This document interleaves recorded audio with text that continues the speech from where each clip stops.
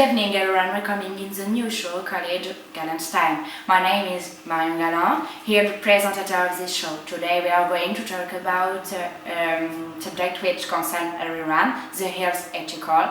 We have realized a survey about this theme among the population. It aimed to analyze those results, so we have called Edward Frito de la Clore, a famous writer specialized into health ethical.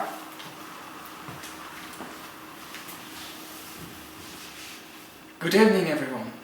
Good evening, how are you? Very good, thank you. And you? I'm very excited about the proceedings of the night, thank you.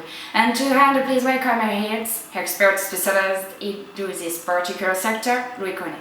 Good evening, everyone. I'm very glad for having been invited, even if I can't be here tonight with you. Good evening, can you introduce yourself? I'm a teacher and I lead some studies on the way to extend the hope of human life, but also to avoid the occurrence of congenital disease.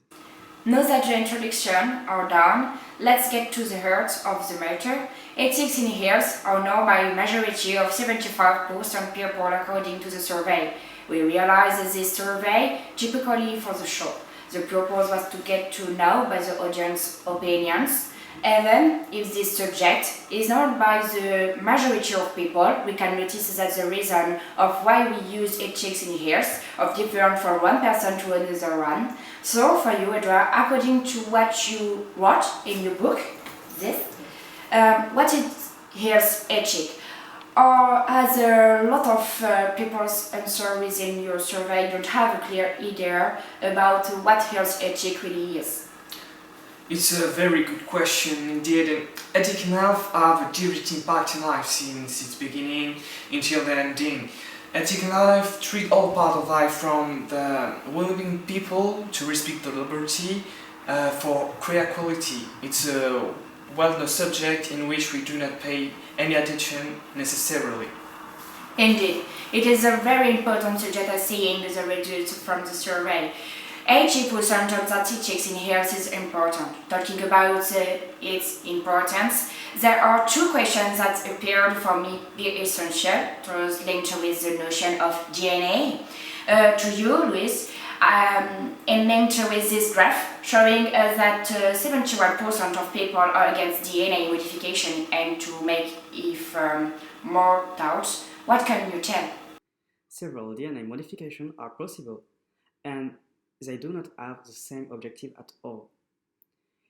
Let's look for an instance, a person having a congenital disease, cystic fibrosis. His treatment is relieving the patient, but at the moment only, working on the consequence of the disease. But think about modifying this person's DNA and to be aimed to resolve the cause of the disease, and about curing him definitely. It will be possible in year coming. Do you think it is unhealthy? I'm agree with you, but don't you think that opening a pathway towards practicing we will get to be spectator to dealers derivation? As I approach the subject within my book, it is true that it will be considered a success to certain incurable diseases, but we must stay in the medical field and do not, for example, try to create the perfect child like in the movie Welcome to Gattaca. It is normal that this idea terrifies, but it will change gradually. Okay. As a matter of fact, modifying DNA in aim to reach a perfect shape, well mentioning to have maybe perfect at each consent of traits. So, what about using embryos in aim to save someone's life, the career of some disease? After having made the research, I've discovered several articles dealing with this subject.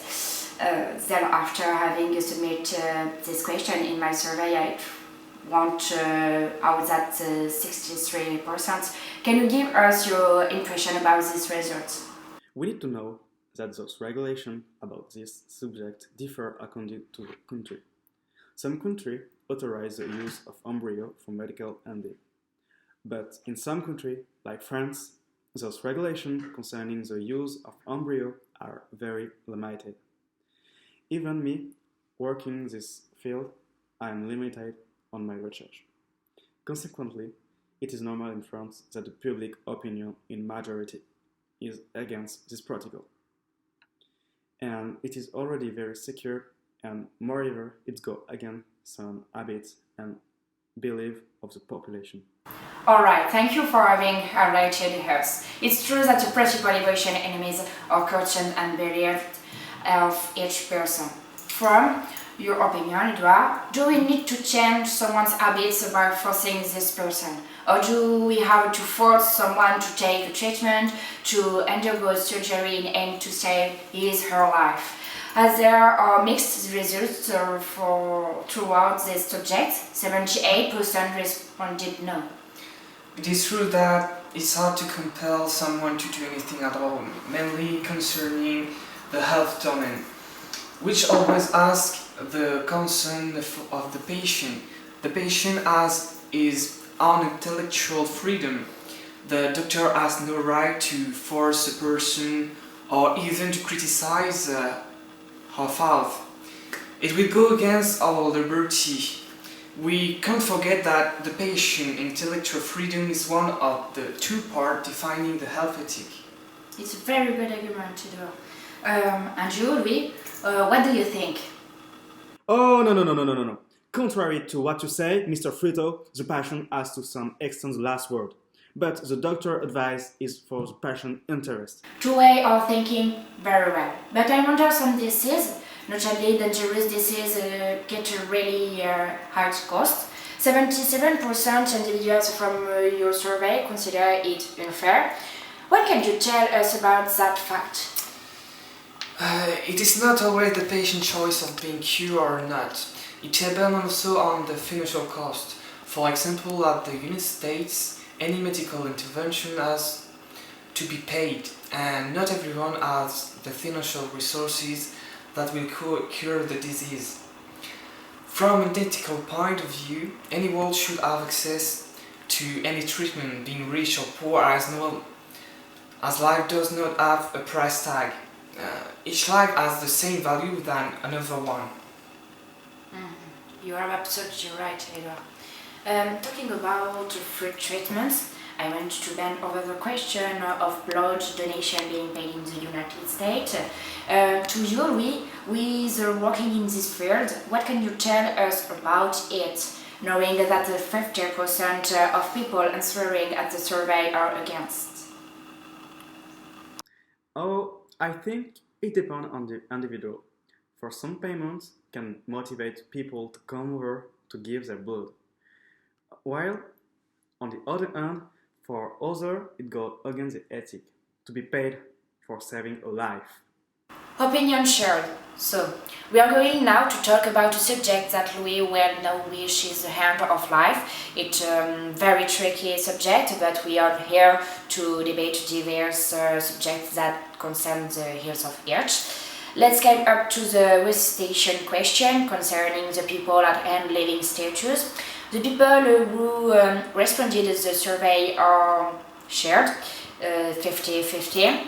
Louis, does it sound good for you to resuscitate a person at hand of living? I think that the question is very personal and it requires to get know the patient opinion.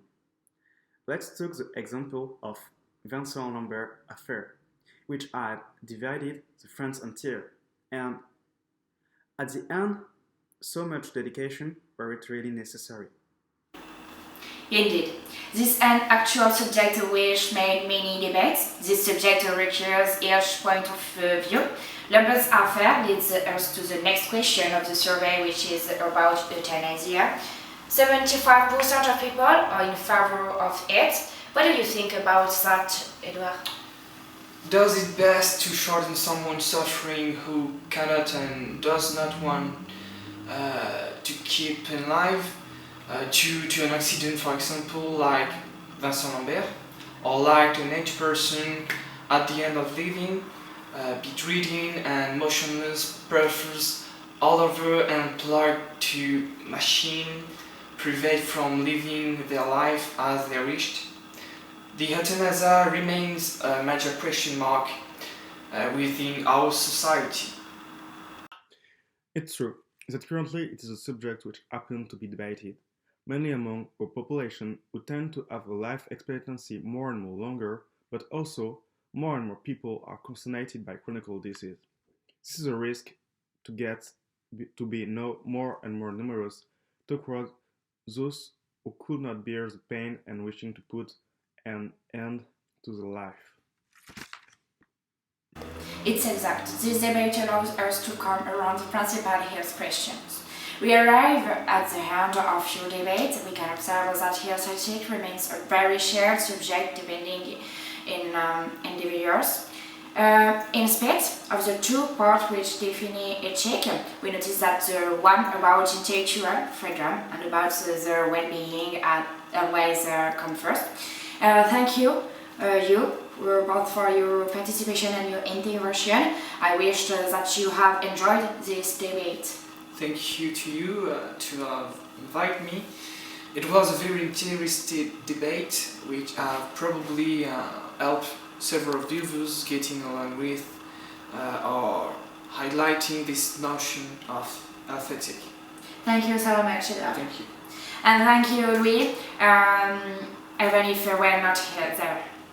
Oh, thank you very much for your invitation. I was really glad to be here with you. Bye-bye. See you soon. Meet us again, rendezvous next week for a debate far from being as evident than it appeared, the vaccination. It was my Galan on Galan's side.